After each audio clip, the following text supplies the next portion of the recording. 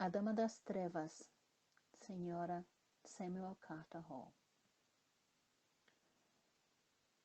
As pessoas acham engraçado rir de histórias de espíritos em plena luz do dia, quando os raios de sol dançam sobre a grama e as profundas clareiras das florestas estão marcadas apenas pelas suaves sombras de árvores frondosas. Quando o castelo em ruínas, que parecia tão misterioso e sério no crepúsculo, parece adequado para fazer um caramanchão. Quando a cachoeira brilha com as águas cristalinas e o zumbido das abelhas e o canto dos pássaros embalam os pensamentos de esperança de vida e felicidade. As pessoas podem rir dos fantasmas, então, se quiserem, mas quanto a mim, nunca pude sequer sorrir ao ouvir as histórias desses visitantes sombrios.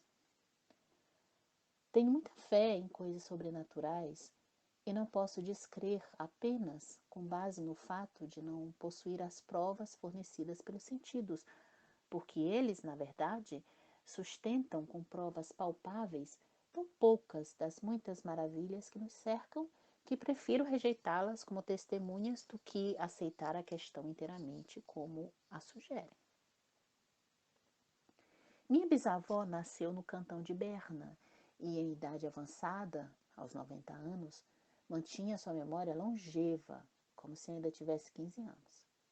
Ela parecia ter saído do bordado de um tapete antigo, mas estava bastante familiarizada com o presente. Sua forma de falar inglês, quando se emocionava, era muito curiosa. Misturava francês, definitivamente não o parisiense, com toques aqui e ali de alemão, literalmente amalgamados com o inglês, de forma que suas observações eram, por vezes, espantosas pela sua força. As montanhas, ela dizia, no meu país subiam até o céu, de modo a poder olhá-lo e ouvir Deus falar dentro da tempestade. Ela nunca compreendeu a verdadeira beleza da Inglaterra, mas amaldiçoava as planícies da nossa ilha, chamando nossas montanhas de sem qualidade. Nada além disso, considerando nossa agricultura pobre, dizendo que a terra se lavrava sozinha, sem nos deixar nada para fazer. Ela cantava as canções folclóricas mais divertidas e contava histórias de manhã à noite, especialmente lendas de fantasmas, mas não contaria novamente uma história desse tipo a um incrédulo. Essas coisas, ela dizia, não são risíveis. Uma em especial eu me lembro. Sempre atraía muita atenção de seus jovens ouvintes por misturar realidade e romantismo, mas nunca era contada como ela o fazia. Era uma senhora idosa tão pitoresca. Havia tanto a ser admirado na curiosa escultura de sua bengala de ébano, na beleza de seus babados pontudos, o tamanho e o peso de seus brincos horríveis, o estilo de seu grosso vestido de seda, a singularidade das fivelas dos seus sapatos, seu rosto escuro e vincado, uma expressão em cada dobra, sua testa alta e pensativa e, logo abaixo, os olhos azuis brilhantes que brilhavam mesmo sob os cílios embranquecidos com os anos. Todas essas peculiaridades davam um forte efeito às suas palavras. No meu tempo, ela nos contava, passei muitas horas felizes com Amélie de Rohan no castelo de seu tio. Ele era um homem excelente, grande, sério, sombrio e barulhento. Um homem forte, destemido. Tinha um grande coração e uma cabeça grande. O castelo estava situado no meio do mais estupendo cenário alpino. No entanto, não era um lugar solitário. Havia moradias em volta, algumas bem próximas, mas separadas por uma ravina, através das quais, em todas as estações, um rio corria célere. Desconhecem como são as torrentes desse país? Suas correntezas são pequenas, as nossas são gigantes. A que me refiro dividia o vale. Havia rochas aqui e ali que as águas contornavam ou cobriam, dependendo da estação. Em duas delas, essas rochas eram de grande valor, servindo como cais para apoiar as pontes. o único meio de comunicação com os nossos vizinhos do outro lado. Mercier, como sempre chamávamos o conde, era, como lhes disse, um homem sombrio, sério e violento. Todos os homens são cheios de vontades, minhas queridas mocinhas, ela dizia. Mas Mercier era o mais voluntarioso de todos. Todos os homens são egoístas, mas ele era o mais egoísta. Todos os homens são tiranos. Aqui, a velha senhora era invariavelmente interrompida pelos parentes que diziam: Deus do céu, vovó, ou não diga isso, vovó querida. E ela se continha e se abanava. Depois continuava: Sim, meus queridos, cada criatura age conforme sua natureza. Todos os homens são tiranos. E confesso que acredito que um suíço, cuja herança nasceu com aquelas montanhas, tem o direito de ser tirânico. Eu não tinha intenção de culpá-lo por isso. Eu não tinha, porque crescia habituada a isso. Amélie e eu sempre ficávamos de pé quando ele entrava na sala e nunca nos sentávamos até que nos ordenassem. Ele nunca dirigiu uma palavra amorosa ou um olhar gentil a nenhuma de nós duas. Nunca falávamos, exceto quando nos dirigiam a palavra. Mas e quando ficavas a sós com Amélie e vovó? Ah, então conversávamos, eu acho, embora fosse com moderação, pois a influência de Mercier nos congelava, mesmo quando ele não estava presente. E ela sempre dizia: é tão difícil gostar dele, por isso ele não quer. Não há no mundo ninguém mais bela que Amélie. Posso vê-la diante do espelho ricamente entalhado de seu camarim, revestido de lambris de carvalho. Seu cabelo luxuriante que descia de sua testa redonda, a discreta touca de linho cobrindo a nuca, sua seda de brocado, que herdou da avó, cobriu o peito com um modesto plissado. Sua gorja de veludo preto e as pulseiras mostrando com perfeição a transparência perolada de sua pele. Ela era a mais adorável de todas as criaturas e tão boa quanto adorável. Parece que foi ontem que estávamos juntas, só ontem. E, no entanto, vivi para vê-la envelhecer. Assim eles a chamavam, mas ela nunca pareceu velha para mim, minha querida Amélie. 90 anos não conseguiram secar a fonte das lágrimas da pobre vovó, nem esfriaram seu coração. E nunca falou sobre Amélie sem se emocionar. Mercier tinha muito orgulho da sobrinha, por terem o mesmo sangue. Ela acrescentava seus gestos, ajudava em seus prazeres, tornara-se necessária. Era o raio de sol da casa. Não o único raio de sol, vovó, um de nós dizia. Também eras um raio de sol. Eu não existia diante de Amélie. Eu não passava de sua sombra. As mais corajosas e as melhores do país teriam se sentido felizes de serem para ela o que eu era, a amiga que ela escolhera. E algumas teriam colocado a vida em risco por um dos seus doces sorrisos, brincando à volta de seu tio, mas que nunca tocaram seu coração. Mercier não admitia que ninguém se sentisse feliz, senão ao modo dele. Ele nunca se casou e dizia que Amélie jamais se casaria. Ela tinha, segundo ele, tanta alegria quanto ele. Um castelo com uma ponte levadiça, uma floresta para poder caçar, cães e cavalos, servos e criadas, joias, ouro e lindos vestidos. Um violão e um cravo, um papagaio e uma amiga. E aquele tio! Ele acreditava que não havia outro tio como ele em toda a Europa. Por muito tempo, Amélie riu dessa série de vantagens, ou seja, ria quando o tio saía da sala, nunca riu na frente dele. Com o tempo, deixou de rir, mas em vez disso, suspirava e chorava. Mercier tinha uma grande responsabilidade quanto a isso.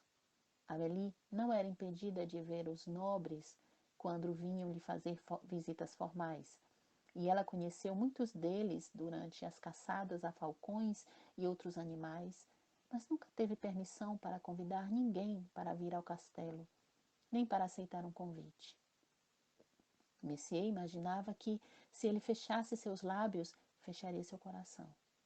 E vangloriava-se da vantagem do seu bom treino que a mente de Amélie se fortaleceu contra todas as fraquezas, pois ela não demonstrava o menor medo de vagar pelas ruínas da capela do castelo, aonde ele mesmo não ousava ir depois de anoitecer.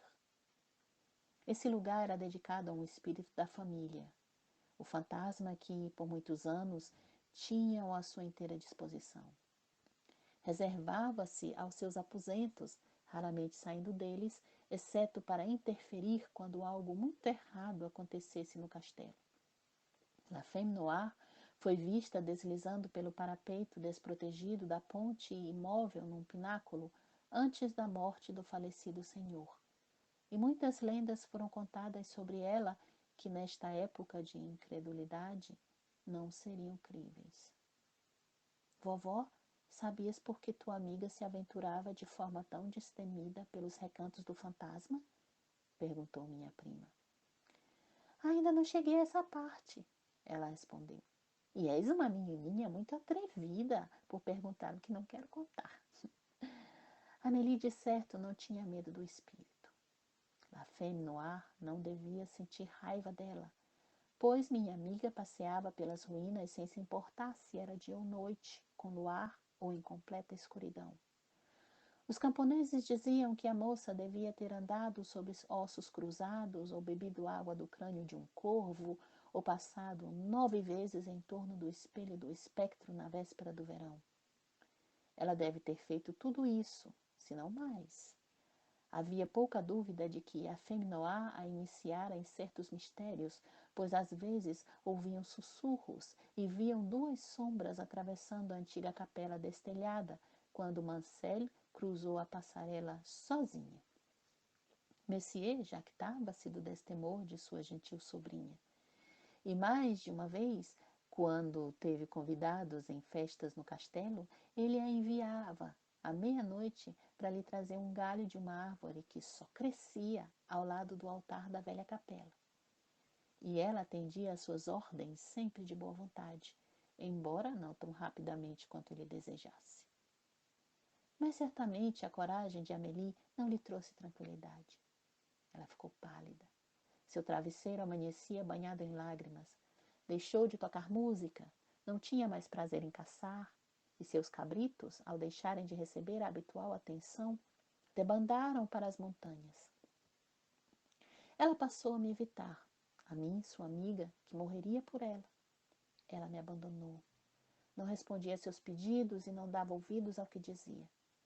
Certa manhã, quando seus olhos estavam fixos num livro que fingia ler, e eu me senti com o meu bordado um pouco longe, vendo suas lágrimas descendo pelo seu rosto, até eu me cegar com as minhas, ouvi os passos pesados de Monsieur vindo pelo longo corredor. Algumas botas rangem, mas as botas de Monsieur rosnavam. Salve-me, oh, salve-me! Ela exclamou enlouquecida. Antes que eu pudesse responder, o tio abriu a porta de forma violenta e ficou diante de nós como a encarnação de um raio. Ele segurava uma carta aberta na mão. Seus olhos faiscavam, suas narinas estavam dilatadas.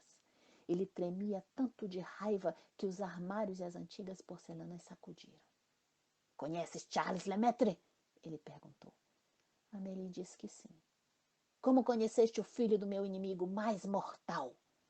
Ela não respondeu. Ele repetiu a pergunta. Amélie respondeu que o conhecia e, por fim, confessou tê-lo encontrado nas ruínas do castelo. Ela se atirou aos pés do tio, agarrou-se aos seus joelhos. O amou a ensinar a ser eloquente. Ela lhe disse quanto Charles lamentava a antiga rixa, quanto ele era gentil, verdadeiro e bom. Prostrada no chão, confessou de forma modesta, porém firme, que amava o rapaz, que preferia sacrificar toda a riqueza do mundo a esquecê-lo. Monsieur parecia sufocar. Abriu a gaveta bordada, a gravata bordada, jogou-a no chão e ela continuava agarrada a ele. Por fim, ele a repeliu com força.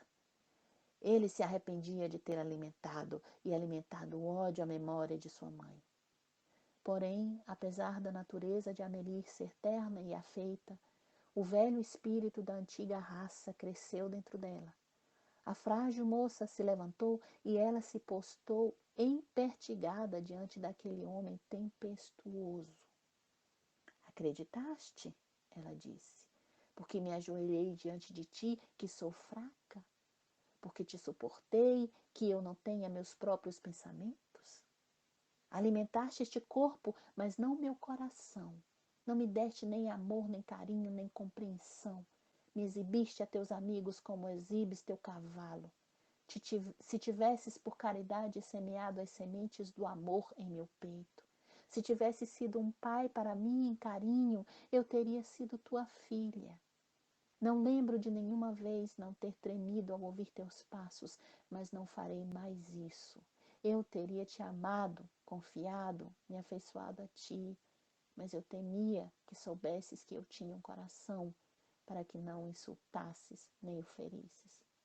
Ó Senhor, aqueles que esperam amor e não o recebem e semeiam confiança onde não há nenhuma, explodem durante a juventude e constroem para si uma velhice desonrosa. A cena terminou quando Messier caiu no chão com um ataque e Amélie foi levada desacordada para o quarto. Naquela noite, o castelo foi cercado por tempestades. Vinham de todas as direções da bússola. Raios, trovões, chuva e granizo. O senhor deitou-se em sua cama imponente, perturbado. Ele mal podia acreditar que Amélie havia dito as palavras que ele ouviu. Frio e egoísta como era, ele também tinha uma visão clara, e foi a verdade contida nas palavras que ela disse que o surpreendeu. Porém, seu coração ainda era duro. Ordenou que Amélie permanecesse trancada em seu quarto e que seu amado fosse trazido e aprisionado quando viesse encontrá-la à noite. Messier, como eu disse, estava deitado em sua cama imponente. Os raios intermitentes iluminavam a escuridão do quarto. Sentei-me no chão do lado de fora, mas não conseguia ouvi-la chorar, embora soubesse que ela estava sendo consumida pela tristeza. Enquanto eu esperava sentada, com a cabeça apoiada no batente da porta, um vulto passou através da porta de carvalho maciço do seu quarto, sem arrancar as ferragens. Eu o vi do mesmo modo como os vejo agora, sob a influência de tantas emoções. A porta não se abriu, mas o vulto a atravessou. Uma forma sombreada, escura e vaporosa, porém de contornos distintos. Eu sabia que era La Femme Noire, e eu tremi, pois ela nunca aparecia à toa. Sempre havia uma razão. Não temi por Amélie, porque La Femme Noire nunca lutou contra intelectuais ou virtuosos. Ela passou devagar, mais devagar do que estas minhas palavras, pelo corredor, crescendo à medida que avançava, até entrar no quarto de Messier pela porta em frente onde eu estava. Ela parou ao pé da cama, e os raios, já não tão fortes, com seus amplos clarões, continuavam a iluminar o cômodo. Ela ficou totalmente imóvel por algum tempo, e o Senhor lhe perguntou, em voz alta, de onde ela viera e o que ela queria. Por fim, quando a tempestade cessou, ela lhe disse que todo o poder que ele possuía não conseguiria impedir a união entre Amélie e Charles. Eu a ouvi falar. Parecia o sussurro do vento entre os ramos de abeto, frio e penetrante, gelando os ouvidos e o coração. Desviei os olhos enquanto ela falava, e quando olhei de novo, ela havia desaparecido. A tempestade tornou-se mais violenta, e a raiva do Senhor acompanhava a ira dos elementos. Os criados tremiam de pavor, temiam algo que desconheciam. Os cães aumentavam seu temor, uivando sem parar, e depois latindo ainda mais alto. O Senhor andava de um lado para outro do quarto, chamando em vão pelos criados, batendo o pé e imprecando como um louco. No fim, entre clarões de relâmpagos, ele chegou no alto da grande escadaria. E o badalar do sino de alerta misturou-se aos trovões e ao rugido das torrentes que desciam as montanhas. Isso chamou os criados à sua presença, embora não entendessem o que ele dizia. Ele insistia que Charles deveria ser trazido diante dele.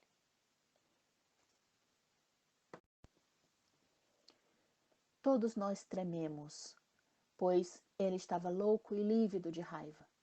O guarda a quem a custódia do rapaz foi entregue não tinha coragem de entrar no salão onde ecoavam sua voz alta e as passadas pesadas, porque quando ele foi buscar o prisioneiro, descobriu que a trava e a barra tinham sido tiradas e o portão de ferro estava escancarado.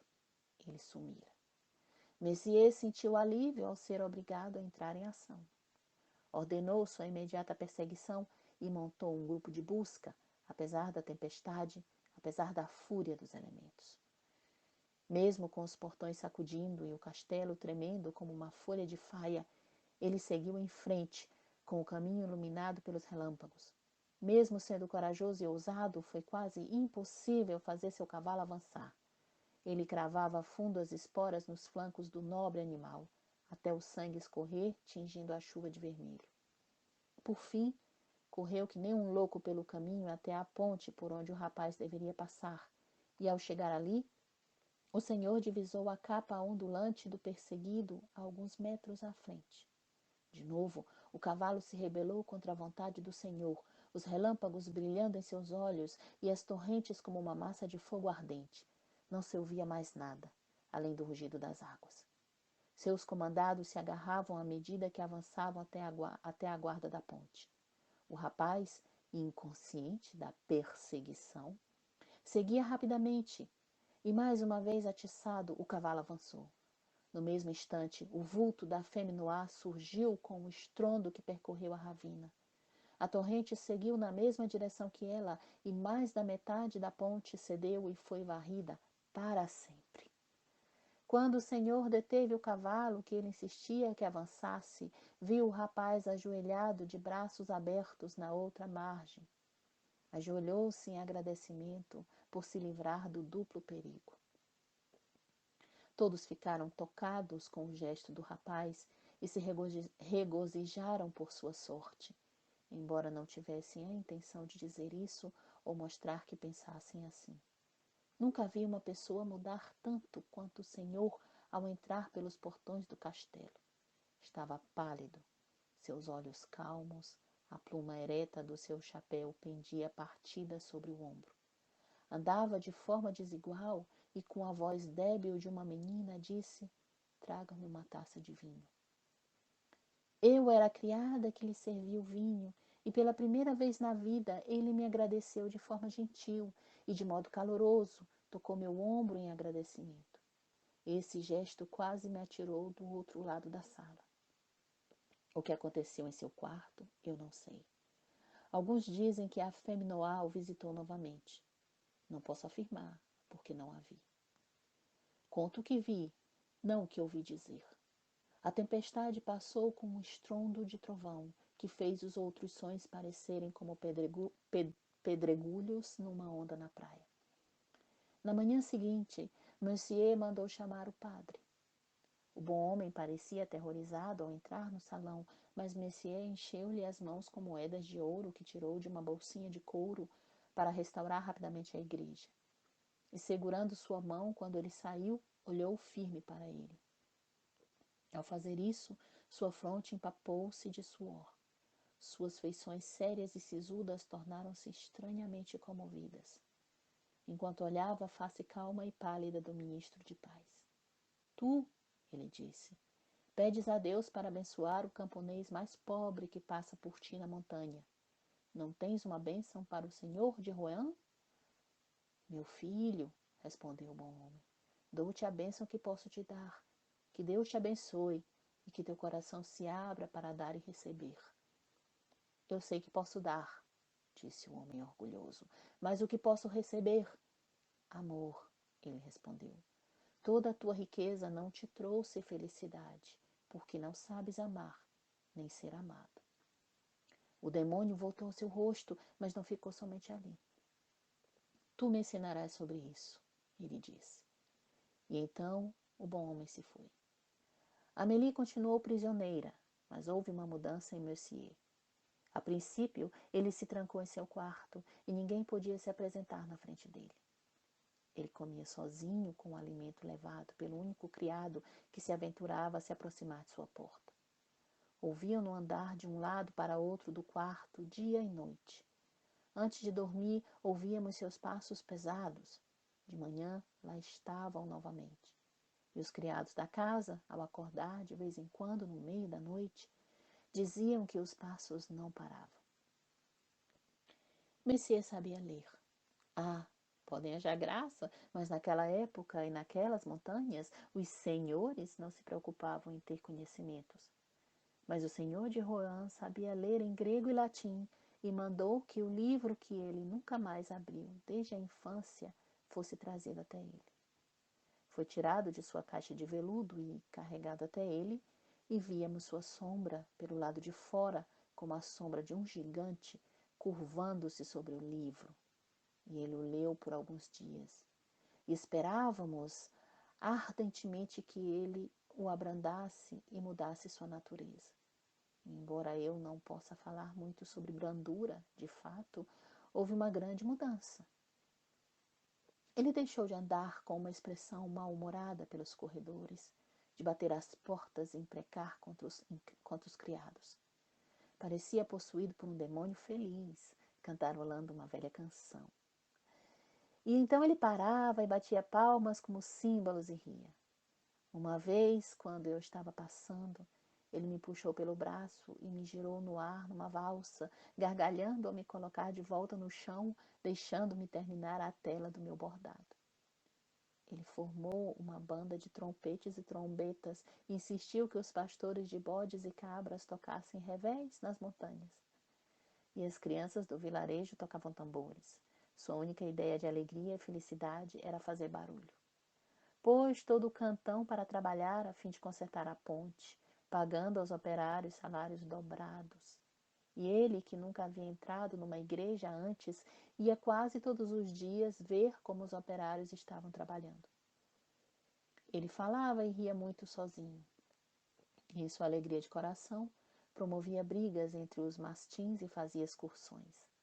Não sabíamos aonde ele ia.